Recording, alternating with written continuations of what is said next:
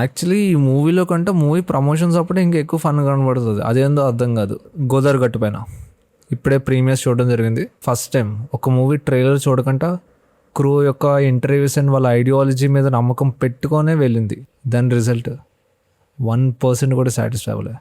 ఏం నచ్చలేదంటే ఒక్కటి కూడా, not even a single thing. Writing దగ్గర నుంచి క్యారెక్టర్ ఇంట్రడక్షన్స్, అసలుకి ఈ స్క్రిప్ట్ రైటింగ్ స్టేజ్లోనే ఉండిపోవాల్సిన స్క్రిప్ట్ ఇది. ఇంతవరకు రావడం అనేది చాలా బిగ్గెస్ట్ థింగ్ అసలు. ఎందుకు అనంటే సుమంత్ కూడా already YouTube videos, web series కూడా తీసాడు ఆల్రెడీ. అతనికి తెలిసి ఉంటుంది ఆబ్వియస్లీ మూవీ చూసినప్పుడు. అసలు ఒక్క పోర్షన్లో కూడా నాకు రైటింగ్ కనబడలేదు. నాకు ఒక 20-30 years బ్యాక్ వెళ్ళినా సరే ఇంత ఇమ్మెచ్యూర్డ్ రైటింగ్ అనేది ఎక్కడ చూడలేదు. ఒక్క పోర్షన్ కూడా మనకు కనెక్ట్ అయ్యే ఛాన్స్ ఉండదు. స్టార్టింగ్ ఒక 10-15 minutesలో మొత్తం అర్థమైపోతుంది. అంతా ఒక ఆర్టిఫిషియల్లోనే వెళ్తుంటుంది. ఒక్క పోర్షన్లో కూడా న్యాచురాలిటీ అనిపించదు. స్టార్ట్స్ విత్ హీరో ఇంట్రడక్షన్, దానికి ఒక సెటప్ పెట్టుకున్నారు. అది ఎంత ఆర్టిఫిషియల్ ఉందంటే స్టార్టింగ్ లోనే లిటరలీ ఒక ముత్తు సినిమాలో రజనీకాంత్ లా పోర్ట్రే చేద్దాం అనుకున్నారో ఏందో తెలియదు కానీ స్టార్టింగ్ క్యారెక్టర్ ఇంట్రడక్షన్ అవగానే ఫాలోడ్ బై ఒక సాంగ్ వస్తుంది, మళ్ళీ హీరోయిన్ ఇంట్రడక్షన్. అసలుకి లవ్ ట్రాక్ అనేది too bad man, too bad. Hero ఎందుకు లవ్ చేస్తాడో అర్థం కాదు, ఎందుకు లవ్ లో పడతాడో అర్థం కాదు. లిటరలీ హీరోయిన్ ఇంట్రడక్షన్ అప్పుడు అయితే అసలు ఏం జరుగుతుందో అర్థం కాదు. ఎందుకు క్యారెక్టర్స్ ఎందుకు అట్లా రియాక్ట్ అవుతున్నారో అర్థం కాదు. అంటే వాళ్ళు తీసుకున్న డెసిషన్స్ కి న్యాచురల్ లేరు అన్నట్టు అనిపిస్తుంది. అండ్ హీరోయిన్ ని ఇంట్రడక్షన్ చేసినప్పుడు ఒక క్యారెక్టర్ లా చూపిస్తారు, సడన్ గా షిఫ్ట్ అయిపోయి లవ్ లో పడుతుంది. పడడానికి ప్రాపర్ రీజన్ కూడా ఉండదు. ర్యాండమ్ థింగ్స్ జరుగుతాయి. ఒక క్యారెక్టర్ ని కూడా ప్రాపర్ గా యూజ్ చేయలేదు. మిగతా వాళ్ళందరూ అంటే పర్లేదు, సీనియర్ యాక్టర్స్ ఉన్నారు, వాళ్ళని 1% కూడా యూజ్ చేసుకోలేదు.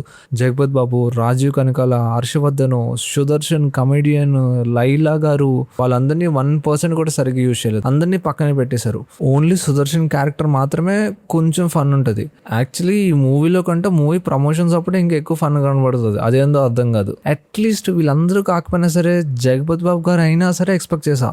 స్టార్టింగ్ అంతా అతని గురించి ఒక హై రేంజ్ లో ఎక్స్పెక్టేషన్స్ బిల్డ్ చేసుకుని వస్తుంటారు. సరే కాన్ఫ్లిక్ట్ ప్లాట్ అనేది అట్లీస్ట్ ఇంటర్వెల్ అయినా మొదలవుతుంది అనుకున్నా. ఇంటర్వెల్ ఉండదు, సెకండ్ హాఫ్ ఉండదు, లాస్ట్ లో అప్పుడే ప్లాట్ స్టార్ట్ అవుతుంది. అప్పుడే ప్లాట్ ఏంటో కూడా మనకు అర్థం కాదు. రామ్ కామ్ కి కావాల్సిన ఒక ప్రాపర్ సీన్ సెటప్ డివిజన్ కూడా ఉండదు. మళ్ళీ ఇంకోటి, ఈ మూవీ మధ్యలో సాంగ్స్ ఉందో, సాంగ్స్ మధ్యలో మూవీ నడుస్తుందో అర్థం కాదు.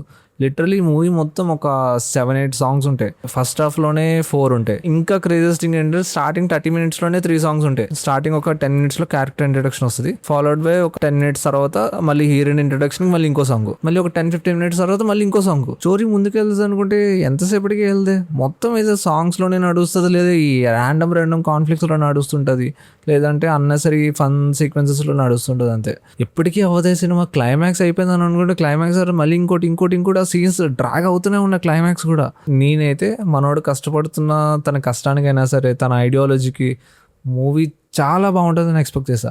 అట్లీస్ట్ డీసెంట్ అయినా అనుకున్నా. నాట్ ఈవెన్ నాకు లిటరలీ ఇంటర్వెల్ లేచి వెళ్ళిపోతానే ఫీలింగ్ వచ్చింది.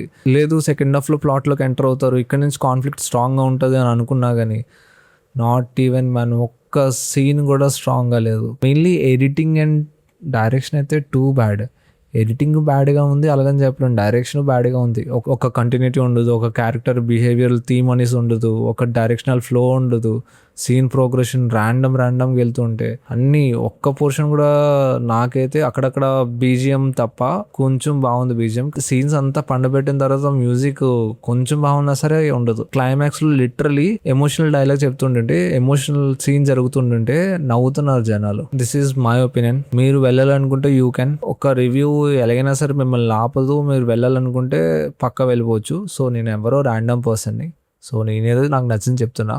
That's it.